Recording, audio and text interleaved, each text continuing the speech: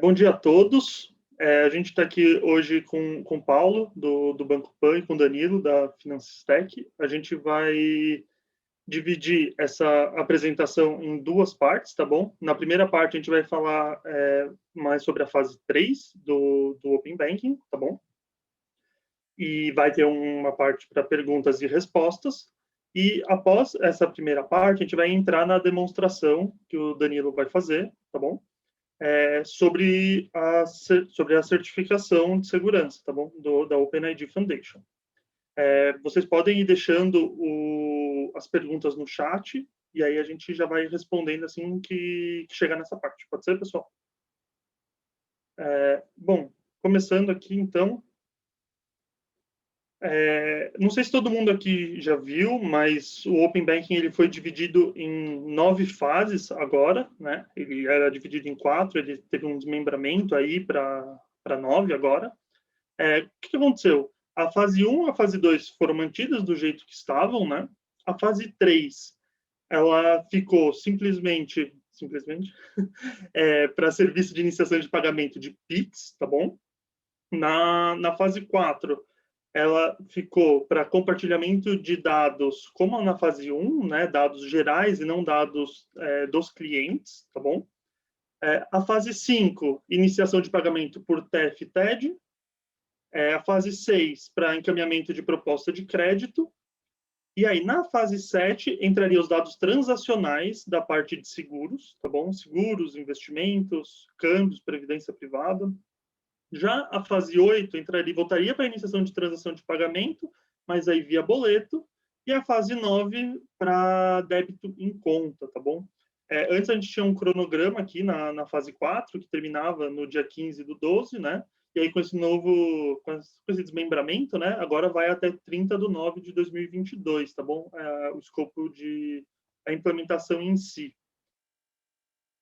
Lembrando que S1, S2 seriam obrigatórios, então, na fase 1, 2, 4 e 7, tá bom? Os detentores de conta na fase 3, 5, 8 e 9. Lembrando que um ponto muito importante é que os detentores de conta, eles só têm que entrar na fase que ele tivesse serviço. Por exemplo, agora em 30 do 8, a gente começa a iniciação de transação de pagamento através do PIX, tá bom? Quem não tiver PIX, ele não precisa aderir agora. Vamos supor que a sua instituição tenha somente TED. Ela vai entrar, então, no dia 15 de fevereiro, aqui na fase 5. Ela não precisará entrar agora, tá bom? Bom, a fase 2, ela teve o Go Live postergado para o dia 13 de agosto, daqui 2 semanas, tá? E ele foi escalonado em 4 ciclos. O primeiro ciclo, basicamente, vai ser composto por 0,1% da base de clientes da instituição, tá bom? Vai ter somente as APIs de dados cadastrais, consentimentos e resources, e vai funcionar aí numa janela das 8 às 18 durante os dias úteis, tá bom? O segundo ciclo, que acontece um mês depois, ela vai ter novas APIs, ela vai ter 0,5% da base de clientes e vai continuar com a mesma janela de horário, das 8 às 18, tá bom? O terceiro ciclo, ele começa no dia 27 de setembro, entra novas APIs também de cartão de crédito e operações de crédito, ou seja, aí já teriam todas as APIs, tá bom? Aumentaria para 1% da base total de clientes e a janela começa a aumentar um pouco, aí ficaria de sábado a quarta, das 8 às 18 e de quinta a sexta, 24 horas, tá bom? Aí, o último ciclo, no quarto ciclo, começaria no dia 11 de outubro, já com todas as APIs, iria ter apenas um aumento na porcentagem para 10% de toda a base, né? E na janela de funcionamento iria ser 24/7. Acho que um ponto aqui muito importante é que entre o primeiro e o segundo ciclo tem o Go Live da fase 3, tá bom? Não sei se todo mundo aqui já conseguiu ver, mas saiu ontem o normativo que regulou essas datas, tá bom? Então, são essas datas reguladas pelo Banco Central, e no meio tem o Go Live da fase 3, tá bom? Bom, semana passada, na quinta-feira, foram publicadas as instruções normativas da fase 3 do Open Banking, tá bom? Ela vai da instrução normativa 130 a 134, passando pelo manual de APIs, escopo de dados, experiência de clientes, serviços prestados pela estrutura responsável pela governança e o manual de segurança, tá bom? Bom, entrando um pouco aqui no cronograma da fase 3. Como a gente comentou, no dia 30 de agosto a gente vai ter o Go Live da fase 3. No Go Live, tem que ter as jornadas App to App, App to Browser, Browser to Browser e Browser to App. Lembrando que é sempre no mesmo dispositivo. Além disso, os tipos de iniciação que vão ser possíveis vai ser pela inserção manual, ou seja, por exemplo, agência e conta, né? E pela chave do Pix. Lembrando que nesse primeiro momento, em 30/8, é só um dispositivo, né? Sempre no mesmo dispositivo e pagamentos únicos, tá bom? Ou seja, para realmente realizar uma transação somente no Pix. Bom, para 30/9, entraria o Pix recebedor, como está sendo chamado. A gente ainda não tem muita clareza do que seria ele, né? A gente tem, basicamente, que seria um Pix com a chave do receptor já pré-estabelecida, tá? E está sendo verificado pelos GTs, pelos grupos, principalmente de especificações, como realizar, né, o que precisaria ser adaptado nas APIs, e pelo grupo de experiência, toda a jornada que precisaria ser adaptada. Para o dia 1º de novembro, entraria a iniciação pela leitura do QR Code, entraria o agendamento de um Pix, e entraria também o Browser to App em múltiplos dispositivos. Por exemplo, você poderia começar num desktop e terminar no seu aparelho celular. O que seria isso exatamente? Em 1º de novembro está previsto esse fluxo desacoplado, que é literalmente começar num dispositivo e terminar em outro. E para que ele serve? Ele serve para permitir que instituições, por exemplo, que só tenham um aplicativo, consigam ter uma iniciação através do browser, através de um desktop, tá? Ele permite umas novas maneiras de obter um consentimento do cliente final, o que pode melhorar significativamente a sua experiência. O que está sendo previsto? Está sendo previsto um redirect com handoff, ou seja, seria o fluxo do redirect vamos supor, você seria direcionado, vamos supor que você está num desktop, você seria redirecionado para a página da instituição, onde não teria como colocar login e senha, mas sim apareceria um QR Code, por exemplo. Tá? Esse é um exemplo apenas. O usuário final pegaria, por exemplo, o celular, entraria na sua instituição, pegaria o aplicativo, leria o QR Code e aí sim realizaria a autenticação, aí faria na parte mobile. Bom, o principal impacto, né, permitir essa autenticação, né, para instituições que não tenham browser, tá bom? E isso abre um leque aí de oportunidades bem interessantes. Mas isso, lembrando, aqui é só para o dia 1º de novembro, tá bom? E para o dia 28 de novembro, teria a última parte da fase 3, que seria a integração do End-to-End ID, uma vez que deveria ser iniciado na iniciadora de transação de pagamento, né? E seguir todo o fluxo. Hoje, algo que não ocorre, né? Uma vez que não existe essa figura do iniciador, tá bom? Lembrando que do dia 30/9 até o dia 28/11, ainda tem as especificações sendo feitas, elas não estão publicadas, tá bom?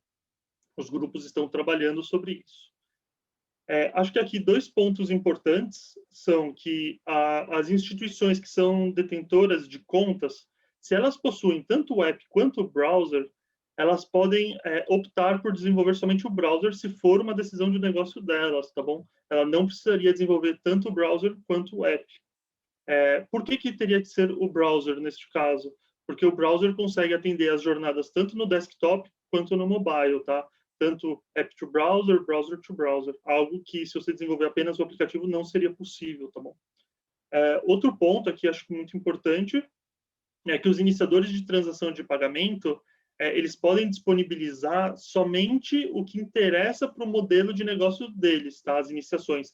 Eles não são obrigados a disponibilizar, por exemplo, TED, boleto, né? Eles podem disponibilizar, por exemplo, somente o Pix, estou dando um exemplo, tá? Se for do interesse do modelo de negócio deles. Bom, com relação às obrigações dos participantes, para 30/8, teria que ser realizado o cadastro no diretório, tá? Teria que ser cadastrada as equipes N2 no Service Desk. Lembrando que essa lista aqui, pessoal, ela não é exaustiva, tá bom? Aqui é só um apanhado do que seria necessário. A disponibilização da logomarca da instituição no diretório, o cadastro dos endpoints da fase 3, também no diretório. O termo de aceite de resolução de disputas é um documento que tem que ser assinado por todos os participantes, tem que ser realizadas as compras dos certificados e tem que ser retiradas 2 certificações, a funcional e a de segurança. Um ponto aqui que acho que é importante, na certificação de segurança, existem 2 tipos de certificação, tá? Um que vai ser para os detentores de conta, tá bom? E uma outra certificação, que a gente está chamando de certificação de Relying Parties, que é para iniciadores de transação de pagamento, tá bom? Então, caso uma instituição queira ser iniciadora de transação de pagamento, teria que retirar essa certificação também. Paulo, você conseguir me ajudar aqui, por favor? Bom dia, pessoal. Vou falar um pouco do cronograma e um pouco das certificações, tá? De certificação, né? Do Sandbox, tá? Como o Pedro falou, a gente tem 2 modelos de certificação, a gente tem a certificação funcional e a certificação de segurança, tá? A certificação funcional é uma certificação que você faz por API que você está expondo, tá? Então, se eu estou entrando apenas na fase 3, eu preciso me certificar apenas nas APIs de pagamentos. Se eu for entrar fase 2 e trabalho apenas com contas correntes, eu preciso me certificar apenas com contas correntes e não preciso me certificar com as demais, tá? Mas são uma série de APIs, todas as APIs que estão sendo lançadas têm testes funcionais para serem realizados como papel de transmissor, tá? A certificação funcional só faz sentido no papel de transmissor. Os iniciadores de pagamento ou receptores de dados não precisam fazer certificação funcional. Quando a gente fala de certificação de segurança, ela visa testar se as instituições, tanto transmissora quanto receptoras, né, ou detentoras de contas, iniciadoras de pagamento, dependendo da fase que a gente está falando, né, estão aderentes ao modelo de segurança FAP, tá, o FAP Advanced, que é um novo perfil, e futuramente vai se discutir CIBA, com fluxo desacoplado, e outras certificações. Tá? São basicamente 2 certificações de segurança, que é a FAP e a de DCR, né? O DCR é o processo de cadastro dentro de uma instituição, né? Eu, como iniciadora de pagamento, estou me registrando numa instituição para poder interagir com ela, tá? Então, são essas 2 certificações que não são necessárias, tá? Para poder fazer essa certificação, tem um custo, tá? Um custo por perfil, então FAP e DCR tem um custo único, que é $5.000 para não membros e $1.000 para membros por deployment, tá? Aqui o conceito de deployment a gente pode entender como uma arquitetura única, né? Eu tenho um conjunto de servidores que trabalham em conjunto para oferecer a minha solução FAP, tá? Então, isso é um deployment independente da quantidade de marcas que eu esteja trabalhando, tá? Então, posso ter várias marcas plugadas no mesmo deployment, é uma certificação única. Se eu tenho múltiplas arquiteturas, múltiplos softwares diferentes trabalhando de formas distintas, eu teria que ter mais de uma certificação, tá?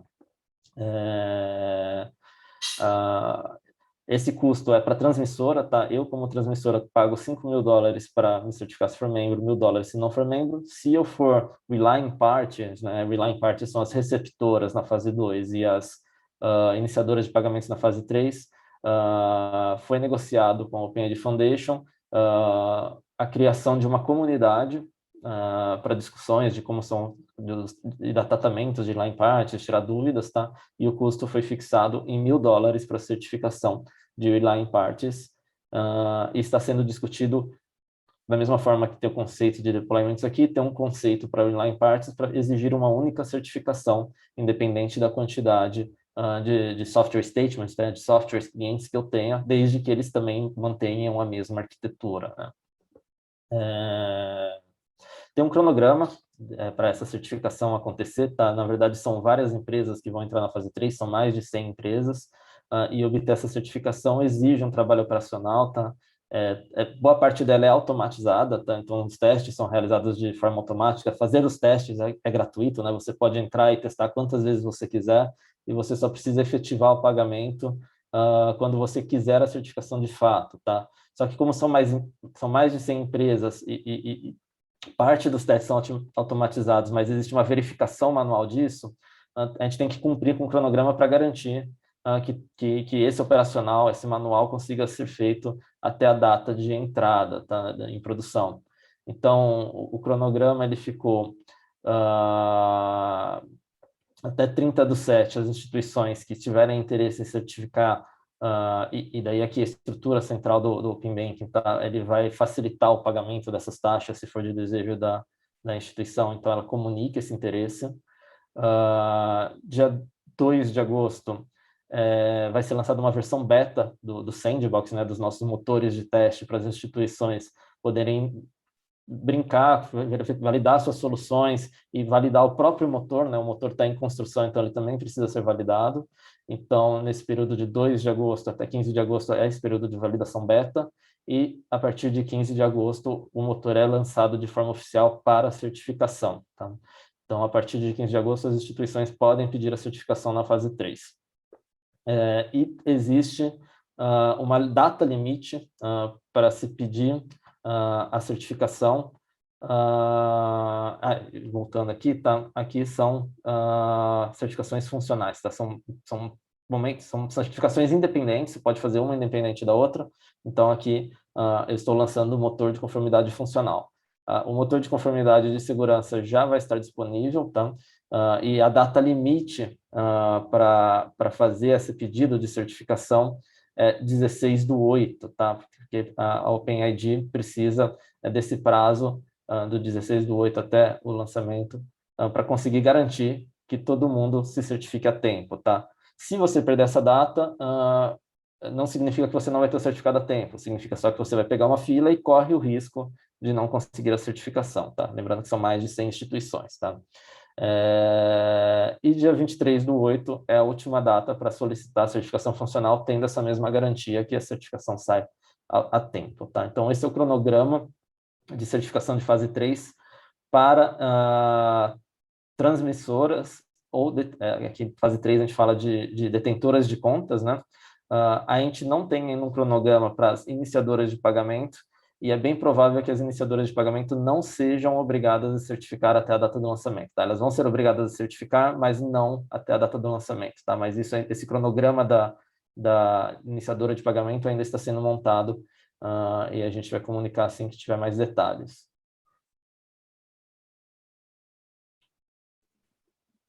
Pedro, você tem um próximo slide? Bom, pessoal, a gente vai tirar algumas dúvidas agora e depois a gente passa para a apresentação do Danilo. Bom, deixa eu ver aqui as perguntas. Vocês poderiam dar alguns exemplos práticos de uso diferenciado da fase 1 e da fase 2 do Pix, né, 30/8, 30/9? Acho que aqui a gente teria principalmente a questão de você ter a chave fixa ou não de quem vai receber, tá? Paulo, se você quiser complementar. Sim, claro, eu posso dar um exemplo aqui, tá? Claro, Na primeira fase do Pix, é o modelo que a gente está mais acostumado, né? Em que você manualmente digita a chave, ou que você digita a conta, né? Agência e conta, e a transação acontece, tá? Na fase 2, ela nasce, né? Esse modelo recebedor nasce para habilitar um modelo em que eu estou, por exemplo, numa grande loja varejista, que tem uma conta, e todo o dinheiro vai sempre para essa mesma conta, não faz sentido eu ficar pedindo toda vez para o operador ficar digitando essa conta. Então, essa chave é pré-fixada, né? Então, eu sei que quando eu estou fazendo um Pix nesse varejista, a conta de destino é sempre aquela mesma conta, tá? Então, a fase 2 do Pix nasce para habilitar esse modelo, tá? Eu acho que essa é a principal diferença. Sim. Deixa eu pegar aqui a próxima. Danilo, se tiver qualquer coisa que for passar na sua apresentação mais para frente, por favor, avisa a gente, tá?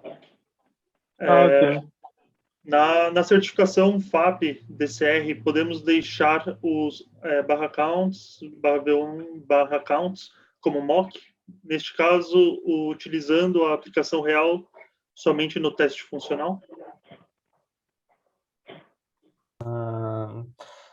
Não é recomendado, tá? Acho que você fazer isso, tá? Os testes, eles têm que ser usados APIs reais, tá? Se você ainda não tem a sua API de accounts pronta para certificação na fase 2, você pode fazer a certificação usando a API de resources, tá? A API de resources, ela tem que entrar também na fase 2 e ela habilita também a certificação de segurança, tá?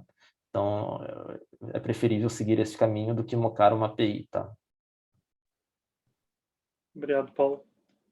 O JWT do Software Statement informa no header que o KID é Signer, mas nas JWKS do diretório não é listada nenhuma das chaves certificados como Signer. Como deve ser feita a verificação da assinatura? Esse é um detalhe bem específico, tá, Pedro? E, inclusive, a gente passou por isso com um dos nossos clientes. A gente abriu um chamado, tá, no diretório, para o pessoal da Radiant verificar essa parte, porque, em teoria, não está verificando, tá? Então, em teoria, se o QID não tiver com qualquer preenchimento, está passando. A gente levantou essa dúvida, tá? E a gente, inclusive, eles ficaram de retornar para nós a correção no diretório para a parte do QID do JWKS, porque o JWKS não está validando, tá? Então, hoje, a recomendação é que você faça da forma que é esperado, né, pelo padrão, você preenche, que uma hora ele vai validar, mas, em teoria, se você não passar, ele está validando. Obrigado, Danilo. Os warnings como resultados de uma bateria de testes são considerados ok, ou seja, pode-se obter a certificação com o resultado warning. Se positivo, há um limite de warnings ou um warning ou vários não fazem diferença? Isso daí pode, se quiser deixar para eu responder ao longo, mas em tese uma resposta crua é sim, e não há um limite. Mas aí eu vou explicar, eu vou abrir a FAP e aí eu vou explicar os pormenores. Bom, já temos um certificado wildcard para o servidor PI Gateway e MTLS, mas é de cadeia internacional. Poderíamos usar este ou é obrigatório que seja ICP Brasil? É obrigatório. Não dá para usar os mesmos certificados. Isso daqui é muito parecido, se as instituições aí tiverem alguma relação com a DataPrev, é muito parecido com o ambiente da DataPrev, que foi emitido certificados específicos para os ambientes da DataPrev, para comunicação com a DataPrev. Então, aqui é bem parecido, tá?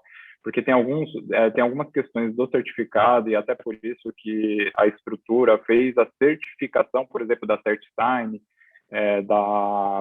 da CEPRO e das outras empresas, justamente para que essas empresas emitissem o certificado da forma esperada, tá?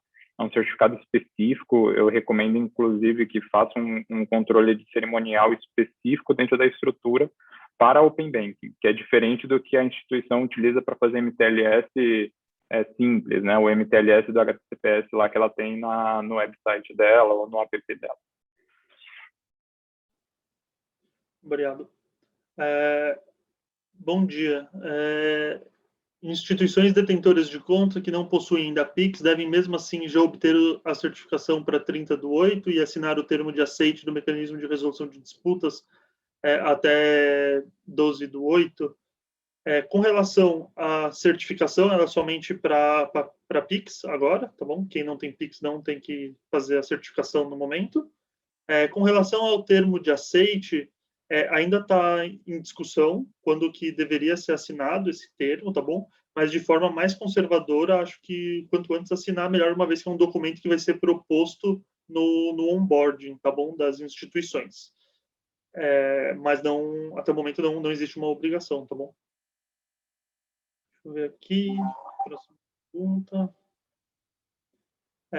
Podem falar um pouco dos contratos de parceria? Por exemplo, uma instituição financeira que é iniciadora de contas pode fazer uma parceria com uma fintech para que a iniciação de pagamentos ocorra na plataforma da fintech? Esse acho que não está, né, na parte de segurança aqui. Depois, assim, na verdade, eu acho que essa é uma questão funcional, né? Então, assim, a instituição ela está plugada no ecossistema do Open Bank, ela pode expor uma API B2B para uma fintech utilizar ela e ela fazer o uso respeitando, claro, as regras de compliance e de transmissão de dados, mas o que ela faz diretamente com a fintech não necessariamente tem a ver com a estrutura do Open Bank. Se a fintech quiser fazer iniciação de pagamento é outra coisa, aí ela precisa se cadastrar e tudo mais, mas a instituição com uma fintech não há uma relação direta. Sobre o cadastro no site da OpenID Foundation, é somente para quem vai se associar? Esta é uma dúvida que temos, pois o prazo vence hoje. Eu acho que essa daí, eu estou vendo as outras perguntas aqui, Pedro, desculpa te interromper, mas acho que já vale a pena a gente entrar, porque são perguntas bem próximas daquilo que a gente vai falar, né, agora em seguida. Uhum. Tá bom, podemos seguir assim. Se você quiser apresentar, eu paro aqui e aí a gente já começa. Pode ser? Não sei se tem mais dúvidas funcionais. Eu vou até olhar aqui se tem questões funcionais até do que o Paulo falou. Uhum. Paulo, posso ajudar? Mas aí qualquer coisa a gente passa no final também. Uhum. A gente volta. Não, perfeito. Tá bom? Tá bom. Deixa eu compartilhar aqui. Eu preciso de autorização para compartilhar minha tela. Perfeito. Bom. Todo mundo está enxergando? Acho que sim, né? Está enxergando? Sim, eu estou. Beleza. Sim. Beleza. Bom, pessoal, primeiro, obrigado aí pelo time da BBC. Aqui eu vou começar falando de uma leitura que eu considero obrigatória, tá? Para todo mundo. Eu acho que isso é essencial, principalmente para ter uma compreensão total do que é o FAP e do que é essa certificação de segurança. Tá? Esse daqui é um texto que eu traduzi da versão original do Takahiko, da Outlet, que é um player importante dentro da OpenID Foundation. Eles são muito contribuidores com o FAP, e a gente fez esse trabalho justamente para ajudar a gente aqui no Brasil a compreender melhor a certificação e o padrão de segurança em si. Então, aqui, se fizer a leitura, vai perceber os pormenores do FAP, como ele evoluiu, tá? Chegando até a versão do FAP Advanced. E aqui explica o que é o tal do PAR, o que é o tal do JARM, qual que é a diferença quando você faz uma certificação com PAR, com JARM, PAR e JARM, sem PAR e JARM. Então, aqui você vai entender as diferenças entre o padrão, porque aí você vai entrar basicamente nesse ponto aqui, que são esses profiles, né? Então, por que existe o MTLS, por que existe o Private Key, por que tem o PAR aqui, ó, PAR, JARM, PAR e JARM, e por que no fim você precisa, na verdade, fazer o DCR aí depois de todo mundo, tá? E aqui a gente vai fazer a gente vai submeter, inclusive, uma certificação aqui da própria Finance Stack, eu vou fazer aqui com vocês, porque, inclusive, eu estou atrasado aqui para mandar um monte de certificação que a gente tem pronto, mas falta tempo, e vocês vão entender por que falta tempo para submeter algumas certificações. Então, voltando lá, vou voltar aqui, porque essa parte é importante, porque uma das perguntas que foi feita, eu posso passar com warning, tá? Aí eu vou explicar por que você pode passar com warning, e é uma questão importante que a certificação, na verdade, ela é como se fosse, o FAP em si é como se fosse uma ISO, né? Uma ISO 19000. Então, você fazendo uma relação com a ISO 19000, existem requisitos da ISO que você precisa respeitar, que se você não respeitar, você não tem a permissão de ter essa autorização, a ISO, né, ter a certificação ISO, mas tem outras que se você não fizer, não é que você não tira, mas fica um ponto de atenção, que é o famoso warning, tá? Então, aqui, vou colocar algumas questões, né? Então, por exemplo, eu vou pegar um ponto aqui da certificação, aqui, parte 1, aqui, de recursos protegidos. Então, ele fala assim, ó, deve suportar, deve aceitar, não deve aceitar token no parâmetro de consulta indicado na seção 2.3, blá, blá, blá. Então, o que acontece? Dependendo do profile, pode ser que se você não tiver essa proteção, você pode submeter para certificação, porque isso não é considerado uma falha grave. Ele é uma falha, mas não é uma falha grave. Inclusive, eu vou passar algumas certificações, porque, assim, o deve, você tem que ter. Agora, o pode enviar. O pode enviar significa que pode. Se não tiver, não tem problema. Então, você passa.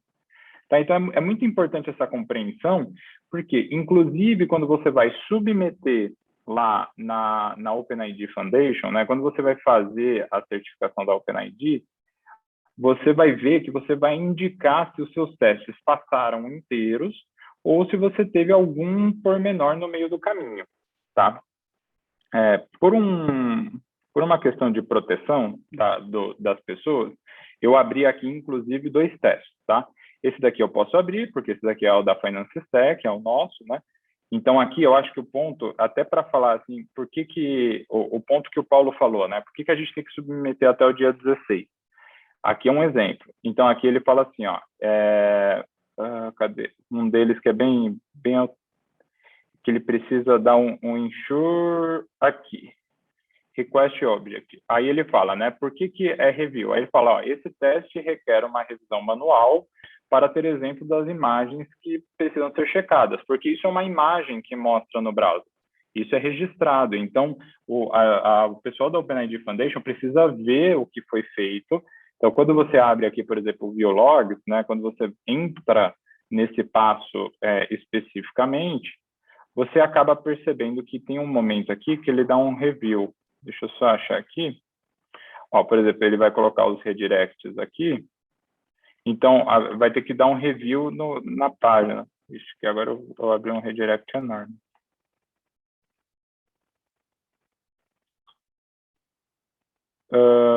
All placeholders, aí aqui os HTTP response.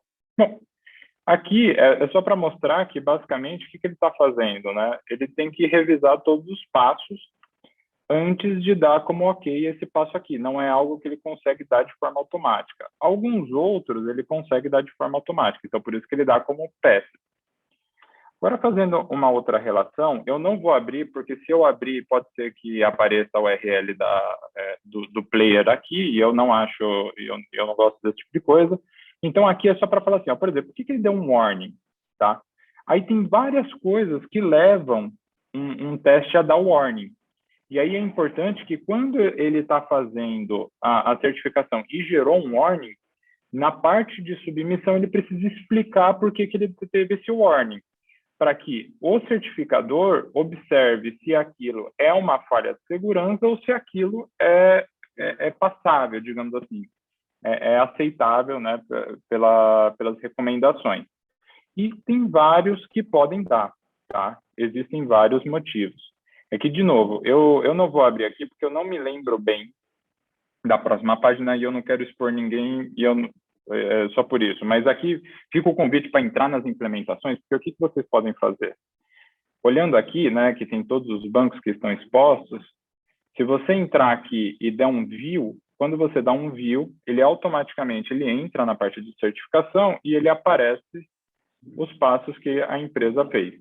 Tá? Então, se vocês quiserem olhar com mais cuidado, é só fazer esse acesso, que aí vocês vão perceber, tá, para cada um dos certificados. Pontos importantes aqui. Espera aí, que agora só um minuto que meu navegador ficou meio doido.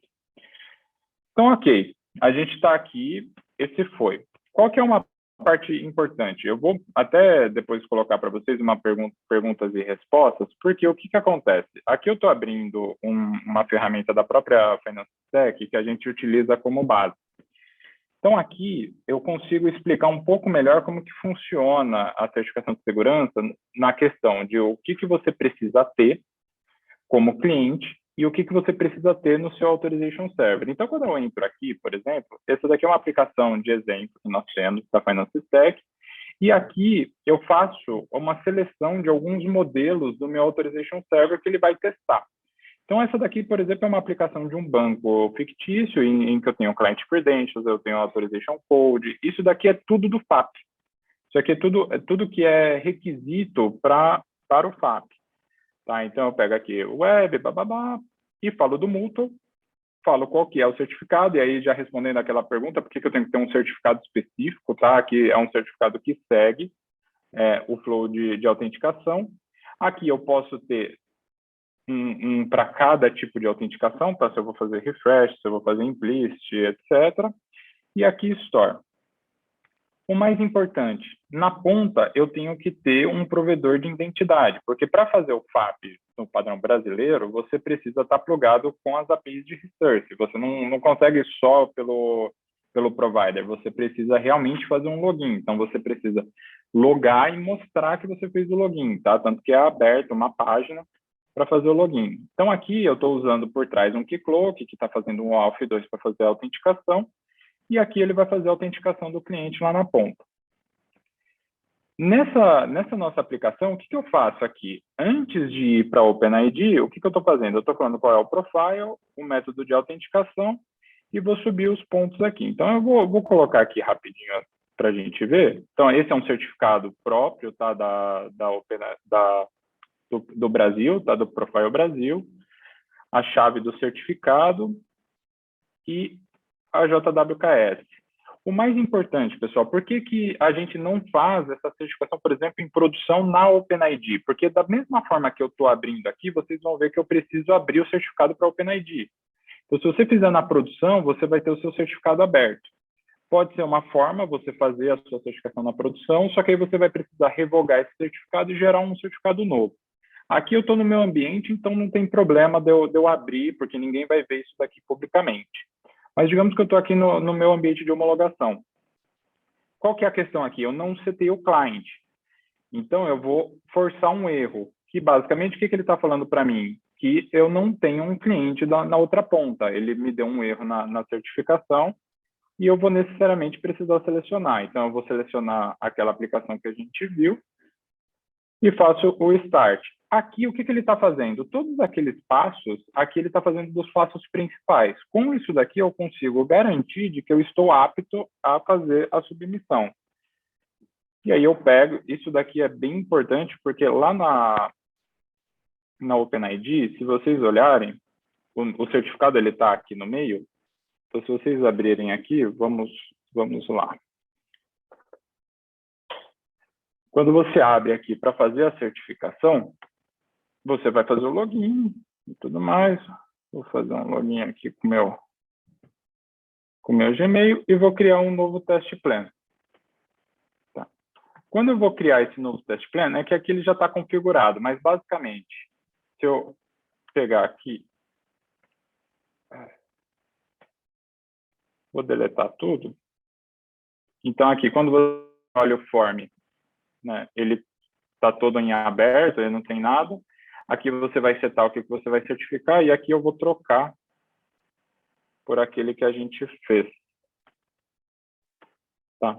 E eu consigo criar o meu test plan, porque aí, com o que eu coloquei aqui, que veio lá da ferramenta, eu faço esse form aqui. Esse é o form obrigatório para você submeter. Basicamente, isso daqui ele é um requisito um tanto técnico, mas fazendo a leitura daquele artigo, eu vou mandar o link aqui para todo mundo, você consegue submeter. Tá? O CNPJ ele é opcional no caso. E aí você dá um teste plan. Para você rodar os testes, na verdade, essa daqui é uma tela que você vai rodar cada teste, que é aquele que a gente falou. E você tem que rodar um a um. Tá? Então, Eu vou rodar esse primeiro, que é o mais rápido, que ele é só para ver a API de Discover. Então, ele executa na hora, e aí ele segue em frente. Tem os outros, tá? E aí você pode ver o plano e fazer um a um, e assim você vai até o final, tá bom? Esse é o primeiro ponto. Agora vem um ponto que é um ponto um pouco chato, tá? Um pouco não. Eu vou falar para vocês que essa é a parte mais legal. A gente parou aqui na parte que é mais interessante para quem é técnico. Agora vem para a parte chata. O que acontece? Quando a gente fala da certificação, a gente está falando basicamente isso daqui, pessoal. Para cada profile, por exemplo, aqui eu estou falando do DCR, para cada profile do DCR, eu tenho uma documentação para fazer. Tá? E eu acho que esse é um ponto importante para vocês se anteciparem, porque a gente já percebeu esse caso. Então, aqui, quando eu submeti cada uma daqueles profiles, eu tive que fazer uma pastinha dessa. E aí, aqui, quando você abre, então, a gente vai fazer aqui, por exemplo, do DCR, a gente vai fazer juntos aqui. Eu tenho aqui, por exemplo, o DCR do OpenID Provider com o Mutual TLS. Para fazer esse arquivo, eu vou abrir ele aqui, só para vocês observarem como que ele funciona. Aqui dentro, você precisa preencher esses campos, tá? Por mais que isso pareça ser meio bobo, mas ele é importante, tá? No seguinte sentido, por exemplo, aqui, esse meu modelo está no 18. Hoje, o Conformance Suite ele já está no 19, ó. Vocês vão perceber aqui, cadê? Onde eu deixei aqui o teste plan? Aqui, ó. Plan 4.1.19, tá? Mas eu vou deixar no 18 aqui porque o meu é 18. Então, aqui, OP, porque é de OpenID Provider, Profile brasileiro, FAP Advanced, com Mutual TLS e DCR. Vai colocar a data, tem que colocar os dados do signatário. Se vocês lerem aqui, um diretor de tecnologia normalmente tem poderes de assinatura desse documento, visto que não é um documento com valores monetários.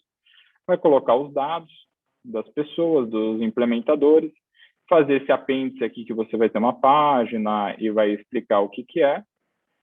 E ok, você gerou, tá? Esse arquivo. Ao gerar esse arquivo, você vai fazer ele em PDF e vai criar uma pasta. Dentro dessa pasta, você vai colocar o PDF e mais um cara, que aí deixa eu abrir aqui para vocês. Opa. Ixi, aqui vai um teste log. É isso aqui. Pessoal, isso aqui é só para vocês terem ideia do tamanho do buraco para quem quer fazer várias certificações, tá? Basicamente aqui são todas as nossas certificações já executadas para submeter para o OpenID. Então aqui eu tenho basicamente todos os profiles do FAP, tá? Tanto de UK quanto da Austrália também feito. Então, eu vou pegar aqui no caso do DCR que nós estamos fazendo, por quê? Para submeter para o OpenID, você precisa entrar nesse link aqui.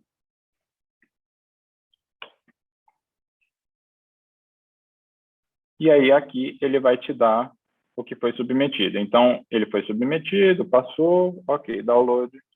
Você faz o download dos logs, ele vai ficar na sua máquina e aí você vai precisar incluir esse log, né, dentro da sua pasta da OpenID. Então, vamos lá, que é o que está aqui.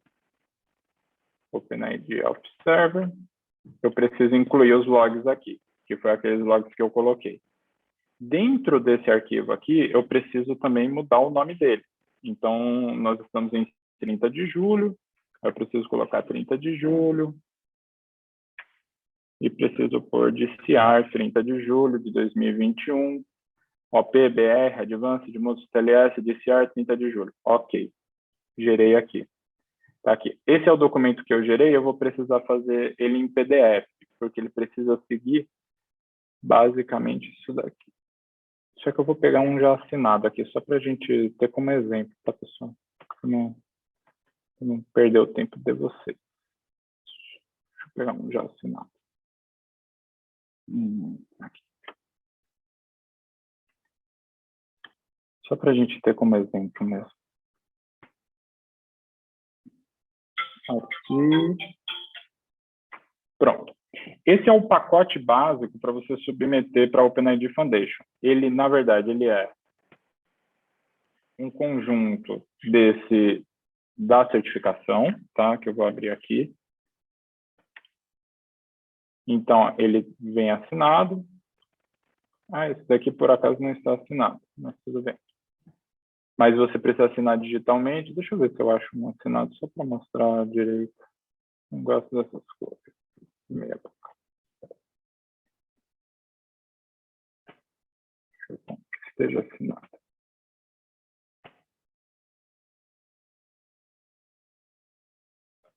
Aqui.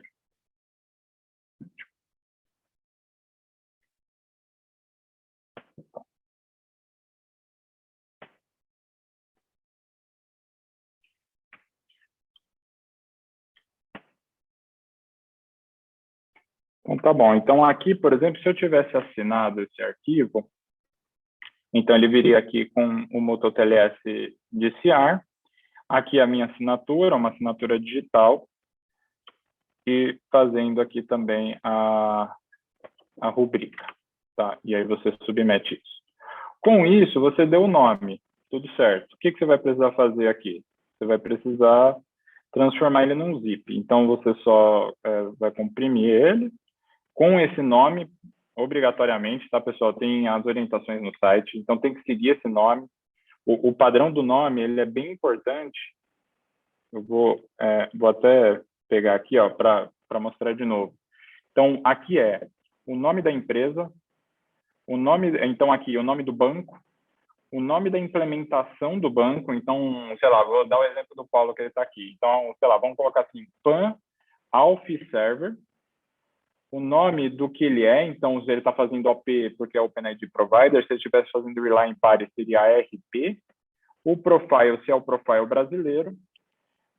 Qual que é a versão do FAP, se ele é o FAP Advanced, com Mutual ou se fosse Private Key, e o que ele é, o DCR. O meu tem PAR, então você colocaria algo assim, PAR.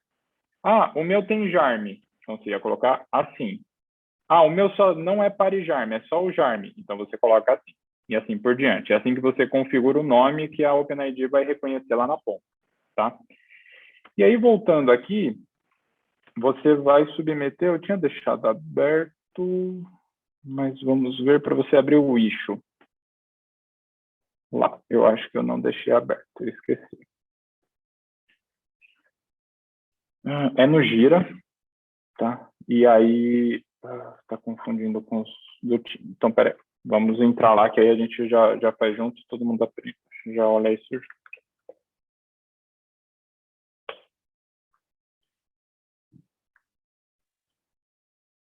Vou fechar esse teste plano aqui.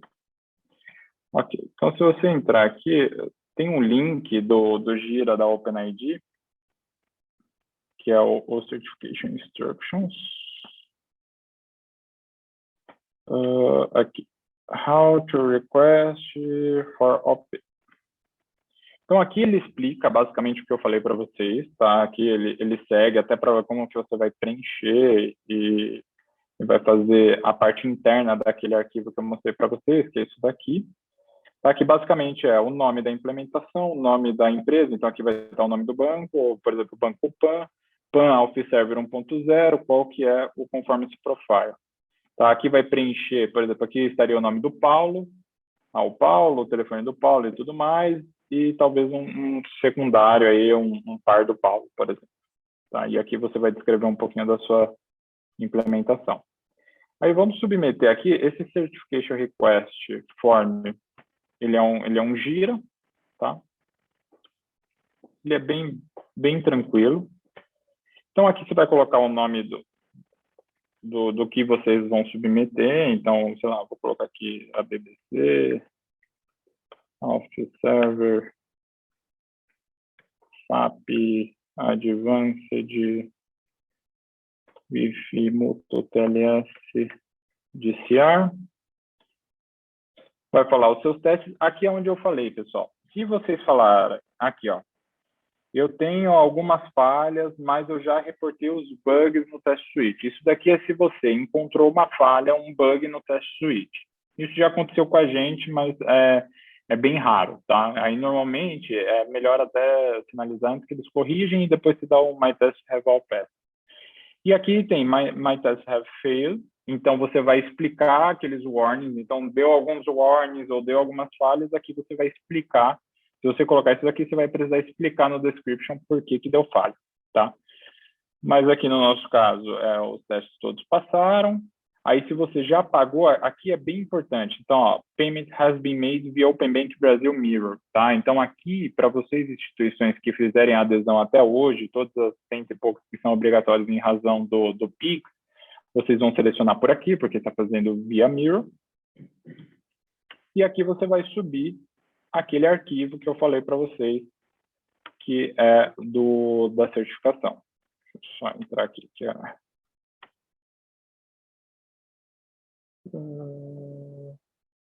eu só ver aqui que é certificação pra caramba aqui, pessoal, desculpa. Muita coisa. Aí aqui você gerou aquele zip, o zip que nós geramos agora. Eu só não vou submeter porque eu sei que tá com falha aqui, uma coisa não está batendo com a outra lá dentro do pacote em termos de digitação. Mas em teoria é isso, colocaria aqui meu e-mail, send, ele ia começar, tá? Se eu fizer, eu vou fazer o login aqui na OpenID.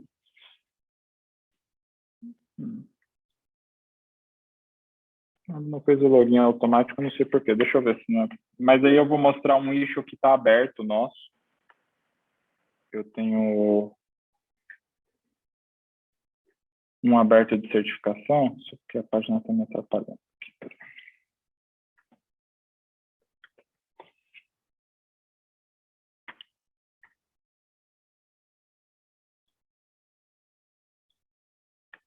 Pronto. Então, eu tenho um aberto, porque o que aconteceu? A Finance Spec, a gente fez uma submissão do que era, na época, o Relying Party Profile Brasil. A gente está ajudando o time da OpenID Foundation a fazer lá e a gente colocou. E aí ele me avisou, ele falou assim, ó, ok, você testou, mas é o seguinte, a gente ainda não tem isso confirmado, né? Que foi o ponto que o Paulo falou, a gente ainda não tem o Profile Brasil fechado para Relying Party. Então, ele ficou aqui suspenso, tá? Mas se você entrar aqui no Conformity Suite e pegar os requests que estão abertos, você pode pegar os criados, deixa eu ver, só open, então eu vou colocar em status aqui. E aí ele vai abrir todos aqueles que foram abertos por você. Então, esses daqui são todos que eu já submeti na vida. E aí você vê que é sempre a mesma coisa, sempre o mesmo...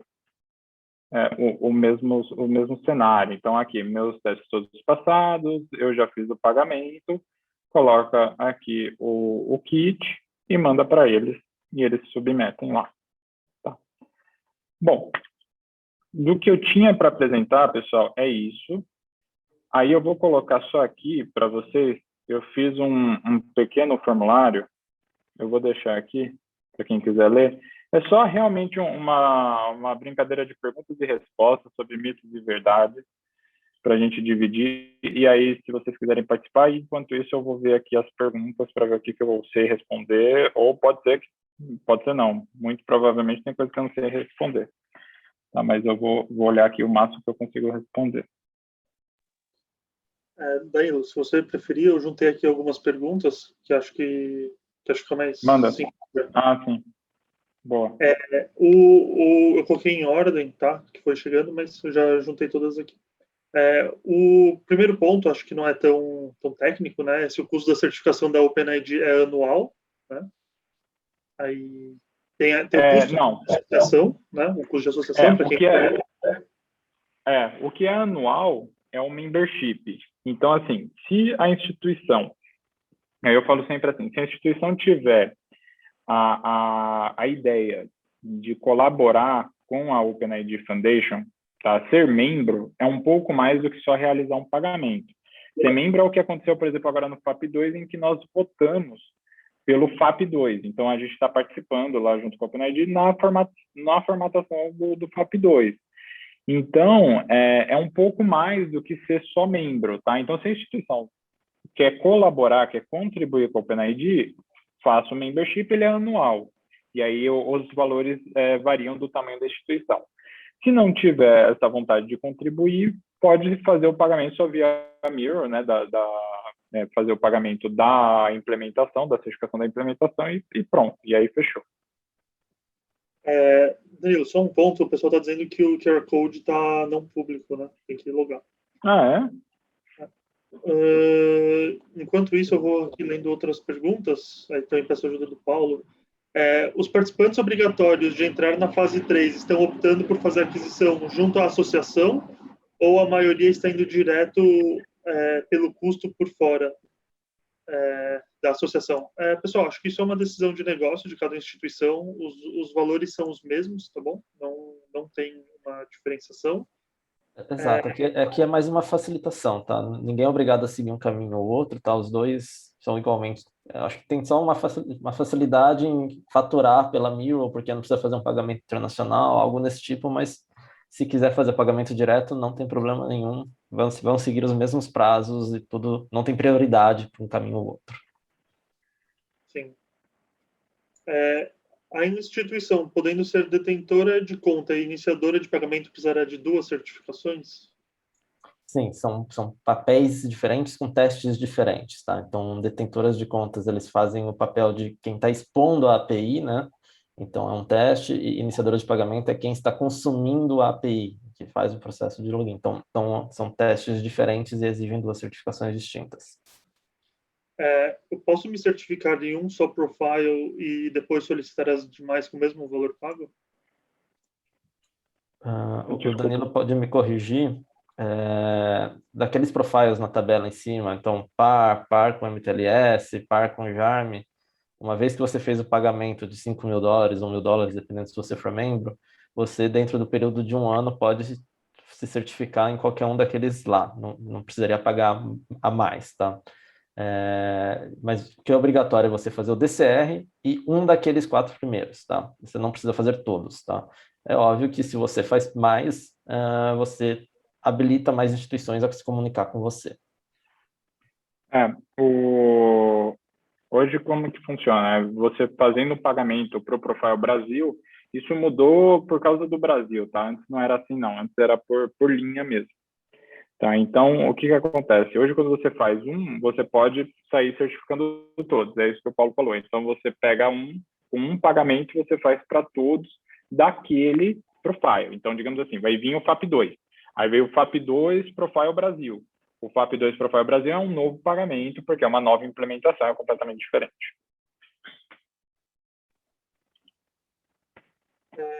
A instituição que optar por usar um vendor para o Open Banking também vai precisar certificar? Sim. O que certifica a instituição. Assim, é uma pergunta até recorrente no mercado. Você escolher um vendor que tem a certificação, ele te dá uma segurança, e aí eu vou colocar boas aspas aqui, uma segurança de que você está no caminho certo, mas não é uma certeza, né? Porque você precisa certificar dentro da sua infraestrutura, dentro do seu ambiente. Eu tenho mais algumas perguntas. O certificado de Sandbox tem que ser da ICP Brasil e EV também para a certificação do FAP? Não, o único certificado que precisa ser da ICP Brasil é o de produção, tá? Então, para você se certificar, para fazer testes em Sandbox, você pode ter um certificado autogerado aí, tá? Não precisaria comprar um certificado ICP. Estamos preparando o nosso pacote de certificação para a OpenID Foundation e baixamos os logs. Porém, as imagens anexadas como resultados dos testes não estão no pacote baixado. Isso está correto? Fica tranquilo. Não se preocupe que vai dar certo. Tá lá. A gente só não... É que ele codifica. Ele codifica em HTML aberto, justamente para não ficar um log gigantesco, tá? Mas fica tranquilo que tá lá. Aqui acho que é um pedido de esclarecer um pouco. Estamos com um pouco de dificuldade em definir quantos certificados precisamos adquirir. Vocês podem detalhar novamente um pouco sobre os deployments?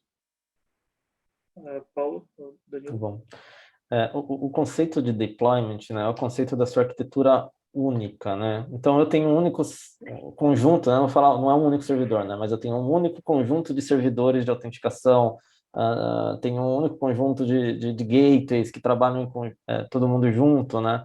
E trabalham em conjunto a mesma arquitetura, uma arquitetura só para atender várias das minhas empresas. Isso é um deployment só, tá? Se eu tenho um conjunto diferente, um gateway diferente, um servidor de autenticação diferente, uma arquitetura que é diferente, daí isso seria uma segunda certificação. Esse modelo, tá, de conceito de deployment, ele serviu muito para ajudar as cooperativas, né, que são várias empresas penduradas dentro de uma só, e não faria sentido a gente pedir uma certificação para cada cooperado, né? Então, como elas têm uma estrutura centralizada dentro da cooperativa que está cuidando dessa parte, essa estrutura centralizada, ela acaba servindo como um único deployment, uma única certificação, e as instituições lá estão plugadas e podem diferenciar as marcas sem precisar pagar um custo gigantesco aí, né? Mas o conceito é esse, tá? Se a minha arquitetura é idêntica, tá? Eu tenho uma arquitetura que foi montada com os mesmos servidores, mesmas aplicações, isso é um conceito de deployment, eu posso seguir dessa forma, tá? Uma certificação só. Uhum. Só para avisar que o QR Code agora ele está aberto, eu já tive 2 respostas, aí se rolar mais algumas eu já ponho aqui, que a gente já vê que tem algumas coisas aqui que vale a pena a gente retomar. Enquanto está a pergunta. Tem uma pergunta do João que eu peguei aqui, aqui é do João Lopes, né? Se meus testes tiverem algum warning, eu tenho que usar a opção Method Fail.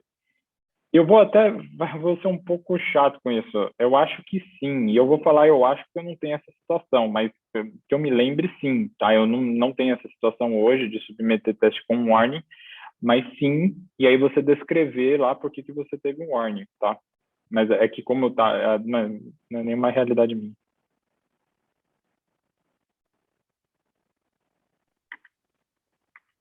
Sim. Deixa eu ver se aqui a gente tem outras perguntas. Não, eu acho que não dá, né, João? Né, aqui, caramba, fazer equiparação de deployment com brand. Acho que não, né? Não. Eu posso ter várias brands usando um único deployment, tá? Então, não faria, tá?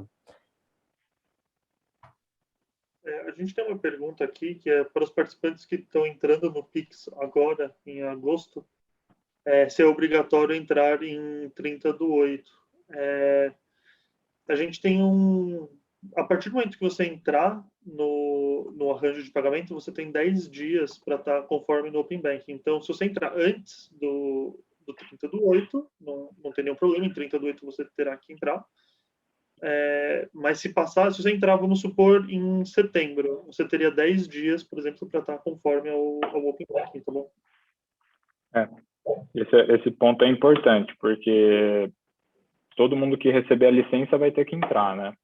Não há hoje uma posição do regulador falando que se você está trabalhando com a produção restrita do Pix, que você tem essa, digamos assim, essa colher de chá no Open Bank. É 1 para 1.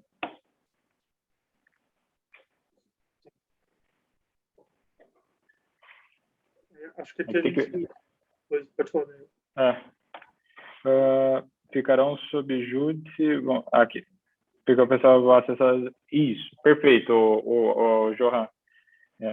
Acho que é o ou a, porque pode ser a Johan. Desculpa se eu estiver criando qualquer problema aqui. Sim, os warnings ficarão sob júdice, porque aí a OpenID vai verificar. Tá, o Johan. Boa, obrigado. É só porque aí realmente é isso que eles vão fazer. Por que fica sob júdice? Porque eles vão ver se o seu warning ele é um dev, então se ele não fere a especificação, ou se você está num dev, ou seja, você está ferindo a especificação. Então ele vai verificar isso, né, o certificador. É claro que uma vez que você manda tudo passou sem warning, é muito mais fácil para o certificador. Ele fica muito mais tranquilo para ele passar, porque ele só vai nos reviews. Então, eu tenho por essa experiência, eu digo assim, uma certificação hoje aqui, por exemplo, um processo meu, ele demora, em média, 1 a 2 dias para sair. Mas com warnings demora um pouco mais, porque ele tem que entrar no detalhe do log para ver o que aconteceu. Eu acho que agora que a gente passou pelas perguntas, eu vou colocar aqui, Pedro, só para a gente... Eu já tenho algumas respostas e eu acho que é legal aqui. Eu fiz isso meio que em cima da hora, tá, pessoal? Peço desculpa, só porque eu ia fazer no Kahoot e aí pelo número de pessoas não rolou, mas pegar aqui. Então, eu já vou pegar aqui, ó, para me certificar o OpenID, né? A gente tem, ó, uma resposta como verdade, realmente é mito, tá? Então, já vamos respondendo aqui. Eu preciso pagar a taxa para cada um deles, também é mito, tá? Por mais que tenha 8 profiles de OpenID Provider e 8 de DCR, que corresponde a um para cada, você só paga uma vez pelo FAP Brasil.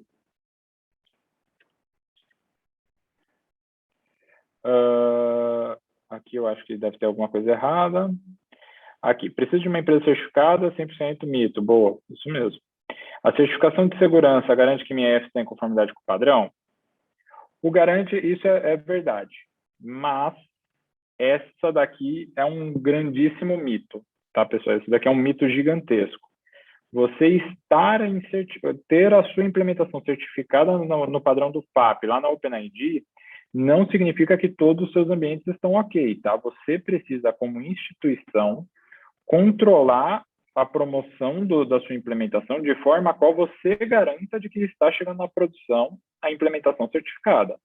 A certificação da OpenID, ela garante que você tenha acesso a isso, mas não garante que a sua produção está ok, a menos que você submeta na produção, fazendo aquilo que eu falei. Submete para a produção, e aí, por consequência, você revoga os certificados, e a conta que você está usando é uma conta pública, então acaba que vai ter acesso a dados reais na produção, então tem que tomar esse cuidado, tá? Então não é qualquer ambiente. Aqui é o que a gente falou, né? Então também é mito, então você pode passar sem estar com o status de PESED, apesar de quem for mais puritano não vai gostar muito disso, mas aí é uma escolha de cada instituição. Uma vez certificado, é totalmente aderente ao CIBA e ao FAP-RP, Rely in Party. Esse também é um enorme mito, tá? Então, assim, você estar com o FAP é meio do caminho, tá, para o CIBA. Mas o CIBA tem alguns pormenores e aí você precisa ainda fazer a implementação do CIBA. O Rely in Party, então, está mais distante ainda, porque você precisa desenvolver um client para fazer isso. E aí depois a gente, junto com a BBC, a gente pode até marcar um dia só para falar de RP, porque é bem profundo aqui o RP, tem que fazer um client, a certificação é diferente, o pacote tem que ir com um monte de log, é mais chato, tá? E aqui eu acho que aqui é importante, eu vou parar por aqui, que é o próximo, acho que é a identificação. E aqui na nossa pesquisa geral, então, me preocupa, tá? Para o pessoal que não sei o que fazer, procura o pessoal da BBC, eu acho que vale muito a pena. A gente, inclusive, está fazendo uma parceria com o pessoal da BBC, procurar o Paulo, eu sei que o pessoal é bem dedicado dentro da BBC, e acho que vale a pena levantar a mão para o pessoal ajudar vocês, né? Os que estão falando, eu acho que estou preparado também, eu acho que vale a pena fazer os pontos, né? E a gente está fazendo uma parceria legal com o pessoal da BBC para ajudar vocês. E aqueles que estão preparados ou totalmente preparados, eu acho que é isso aí. E para se preparar mais ainda, é ler aqueles documentos, o documento que eu falei. Eu vou colocar o link agora logo em seguida. Tá? Eu acho que é isso. Eu vou pausar o compartilhamento. A gente tem 2 perguntas aqui que chegaram agora. Deixa eu só fazer aqui que... as instituições transmissoras também precisarão de certificado de assinatura? Sim. O único certificado que ele não é mandatório, né, Paulo, é o EV, né, para quem não tem o web browser. É o único que não é mandatório, né? Exatamente, né? Se você não vai ter a versão web, né, você não precisa do certificado EV. O restante todos você precisa emitir.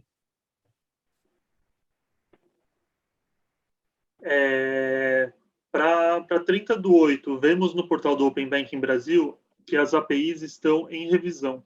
Tem uma previsão de quando estarão de fato concluídas para evitar retrabalhos no desenvolvimento do lado dos participantes?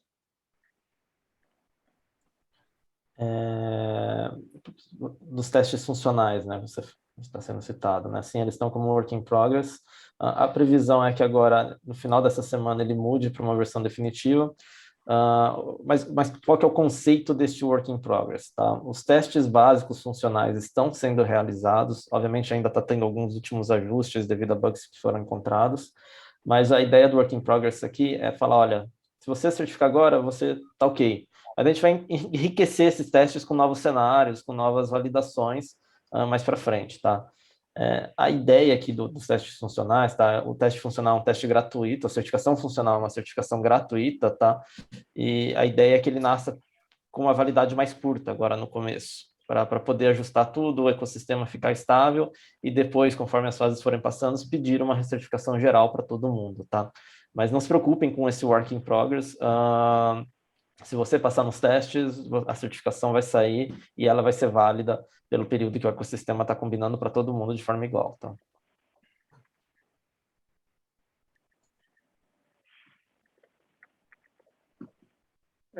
Bom, estou dando uma olhada aqui no chat, acredito que a gente não tenha nenhuma outra pergunta. Deixa eu ver. Aqui foi só um adendo, né? Que acho que esse questionamento sobre o trabalho em revisão é sobre a documentação das APIs, tá, Paulo? Em si, da fase 3. Sim, sim. As instituições que participaram da fase 2 viram isso também, tá? Foi lançada uma versão final entre aspas, né? Mas conforme as casas estão implementando, se descobre gaps, né? Então, a jornada de consentimento não está muito clara, como é que eu trato esse ponto? Então, vamos padronizar isso também para todo mundo implementar igual. Então, tem algumas revisões ainda menores que podem acontecer, tá? Mas vão ser exceções, tá? Só vão acontecer se de fato for um impeditivo para o lançamento, tá? Qualquer coisa que, olha, realmente isso é um problema, mas dá para conviver sem temporariamente, vai ficar num backlog, né? Vai ficar numa seção de problemas conhecidos e vai sair uma orientação de como seguir naquele ponto, tá?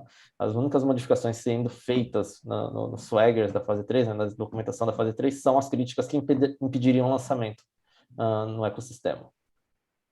Uhum. E aí, lembrando aqui a pergunta do Antônio, né? O cadastro da OpenID Foundation ainda hoje, dia 30 de julho, isso daqui, pessoal, é muito mais para Mirror organizar lá a parte de emissão das invoices, tá? Para pagar a OpenID. Não é mandatório, como o Paulo falou, assim, se a instituição às vezes já tem um processo de invoice, pode fazer direto com a OpenID, entrar em contato, pedir a invoice, não precisa ser necessariamente via Mirror, é que a Mirror está organizando isso, então ela está finalizando. O que eu digo para todo mundo, e aí alguns clientes me perguntaram isso, e eu falei para eles, eu falei assim, gente, assim, se vocês são obrigatórios por Pix, é mais fácil falar que sim, né? Vamos ser transparentes aqui, eu acho que não tem por que falar, não tem diferença. Então, se vocês são obrigatórios agora para o dia 30 e tem que fazer para o dia 16 a certificação, já fala que sim. E aí, para ficar mais fácil, porque depois, se tiver que fazer invoice, pagamento de invoice internacional é mais difícil, dependendo do banco, às vezes tem alguma autorização para fazer o SWIFT, blá, blá, blá. Então, é mais fácil vocês já apontarem essa necessidade para Mirror, facilita para vocês internamente, falar com o time de controller e tudo mais. Então, para mim, acho que é isso. Por mais que você não vá se associar, você fala assim, eu não vou me associar, mas eu vou pagar a certificação. Tá? O se associar é aquilo que eu falei, não é obrigatório se associar, só se vocês tiverem vontade de colaborar com a OpenID.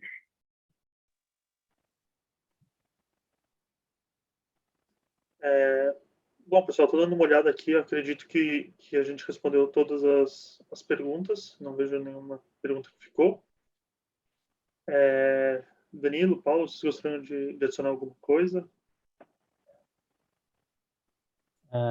Só adicionar, tá? Todas as instruções de certificação estão sendo disponibilizadas no portal do desenvolvedor. A documentação hoje está muito focada em fase 2, devido à criticidade, né, da entrada agora da fase 2, mas tudo também vai ser explicado, todas as diferenças que houverem, que não serão grandes para a fase 3, explicando a certificação de detentores de contas, de relying parties, vão ser colocadas no portal, tá? Vão ter vídeos que foram gravados demonstrando esse processo de teste, de certificação. Então, a ideia é ter tudo lá, tá? Mas, obviamente, como a gente faz parte do grupo, a gente às vezes acaba viciado, né? A gente acha que tá tudo lá, mas mas tem alguns detalhes que estão de fora. Então, a gente fica aberto, eu fico aberto aqui, se quiserem mandar dúvidas de como fazer a certificação, do processo, por favor, eu fico à disposição. Pode ser através do Pedro, ele me encaminha, e a ideia aqui é ajudar todo mundo. Sim. Perfeito. Eu acho que é isso também. Falando assim para vocês, teve até uma pergunta aqui que o Alexandre passou, né? Instituição que não for iniciar a transação não tem que fazer. Toda instituição detentora de conta de Pix, ela tem que fazer a certificação do FAP. Isso é mandatório. Se a instituição deseja prover o serviço de iniciação de pagamento num outro contexto, então, se ela pretende construir um TPP dentro dela, aí ela vai precisar de uma outra certificação que se chama FAP Rely Party. Mas, uma vez que ela provê o serviço de Pix e ela é detentora de conta, ela obrigatoriamente tem que se certificar no FAP. Tá? Isso não é escolha.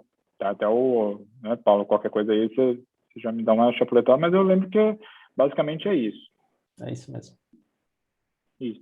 Então, e aí teve até um ponto aqui, pessoal, em relação a...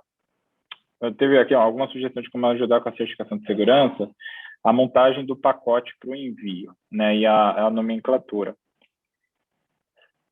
O que eu estou pensando em fazer aqui, depois eu passo para o pessoal da BBC, fazer um passo a passo por escrito, porque por mais que seja por vídeo, até para passar para o pessoal, eu dou um jeito aqui, tá, Fabiane? E depois a gente distribui para os associados um passo a passo nosso aqui, porque acho que fica mais fácil para acompanhar e depois quando for fazer. Porque até a gente mesmo com as N certificações, pessoal, eu vou falar para vocês que a gente também bate cabeça. Eu já recebi devolutiva falando que meus arquivos estavam com o nome errado. É bem comum, tá? Mas eu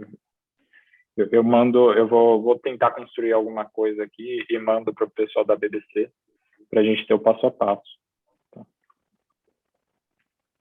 Aqui, no certificado, BRK, que alguns tiveram.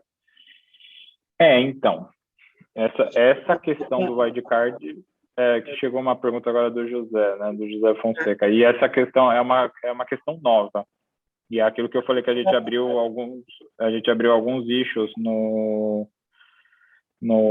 diretório, justamente porque agora que está com o BRCAC, muita gente achou que com o wildcard iria funcionar, mas o que acontece? Lá como se chama? Lá do diretório, tem uma estrutura específica de certificado, que normalmente o wildcard não atende. Por mais que ele seja BRCAC, o issuer, normalmente ele é internacional, para efeito de custos, porque são outros requisitos. Então, assim, o que eu sugiro é a abertura do chamado no diretório. A gente já abriu em nome de alguns clientes, de 2 clientes nossos, a gente já abriu, e aí eu sugiro às instituições também abrirem para uma explicação pelo time de diretório, que aí realmente é um ponto que eu Danilo, não consigo influenciar, não tenho esse contato nem com a Mirror, nem com a Radiant. Saberia sobre essa pergunta, Paulo? Talvez por estar dentro dos grupos? Então, esse ponto específico não, tá?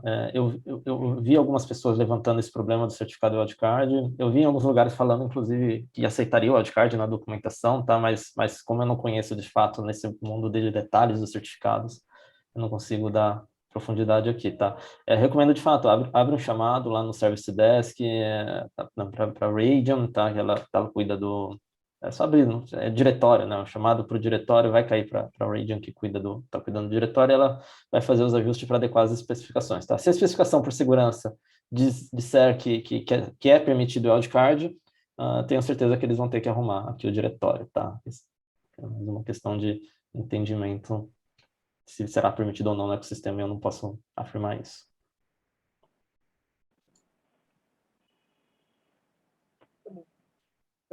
Acho que a gente passou aqui por todas as perguntas.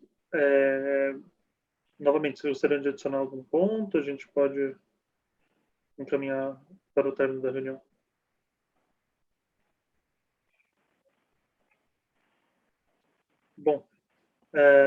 Pessoal, muito obrigado pela participação de todo mundo, obrigado pelas perguntas.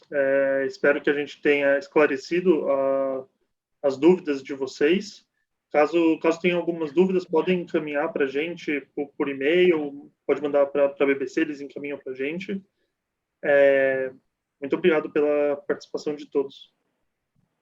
Obrigado, pessoal. Obrigado. Obrigado, gente. Valeu. Tchau, tchau.